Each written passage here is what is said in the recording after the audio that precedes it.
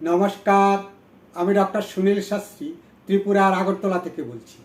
আমার আজকের উপস্থাপনা শুভ ও অশুভ রাহু কী ফল দেয় এবং তার প্রতিকার। রাহু মানেই সর্বদাই খারাপ হয় না।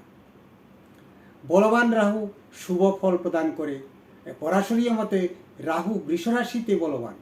আধুনিক জ্যোতিষীদের মধ্যে অনেকের মনে করেন যে রাহু মিথুন রাশিতে বলবান, কুম্ভ রাশিতে বলবান। বলবান রাহু শনির মতো শুভ ফল প্রদান করে এবং বলবান রাহু যে আধ্যাত্মিক জ্ঞান প্রদান করে, সমাজে উচ্চস্তরে প্রতিষ্ঠা লাভ করায়, ফাটকা প্রাপ্তি, হঠাৎ প্রাপ্তিতে সাহায্য করে এবং রাজপ্রাসাদ, অট্টালিকা ও বহুতল বাড়ি নির্মাণের সুযোগ ঘটায় রাহু। শারীরিক সমস্যা থেকে রক্ষা করে রাহু। কিন্তু নেগেটিভ রাহু অর্থাৎ অশুভ রাহু মানুষকে ধার দেনা ডুবিয়ে দেয়, আইনগত সমস্যা ফেলে দেয়, হঠাৎ করে শারীরিক সমস্যার সৃষ্টি করে এবং অশুভ রাহু দুর্ঘটনা ও অঙ্গহানির কারক হয়। শাস্ত্রীয় মতে রাহুর জন্যে গোমেদ ধারণ করা একান্ত প্রয়োজন। এছাড়া রাহু দত্তগুরু শুক্রাচার্যের কাছে নিয়ন্ত্রিত হয়।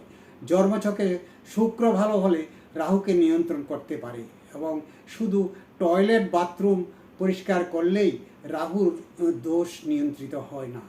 আপনি যেখানে বাস করছেন সেখানকার সমস্ত কিছু পরিষ্কার পরিচ্ছন্ন রাখতে হবে এবং রুচিসম্মত পোশাক পরতে হবে। আপনি ডার্ক বা জম কালো পোশাক না পরে হালকা রঙের রুচিসম্মত পোশাক পরতে হবে। রাহু এবং শুক্র হলো ভোগের লালসার কারক গ্রহ। এক্ষেত্রে নারীদের আত্মসম্মান ও তাদের প্রতি সম্মানসূচক ব্যবহার রাহু নিয়ন্ত্রিত হয়। এছাড়াও যে ষড়রিপুর কারক রাহুকে নিয়ন্ত্রণ করে কাল ভৈরব, আর সেই কাল ভৈরবের বাহন হলো কালো কুকুর।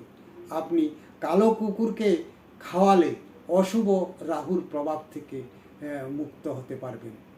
এবং আমার এই উপস্থাপনা যদি ভালো লেগে থাকে তাহলে লাইক, শেয়ার, কমেন্টস করে আমাকে উৎসাহিত করবেন, যাতে পরবর্তী উপস্থাপনাগুলো সর্বাগ্রে আপনার কাছে পৌঁছতে পারে। নমস্কার।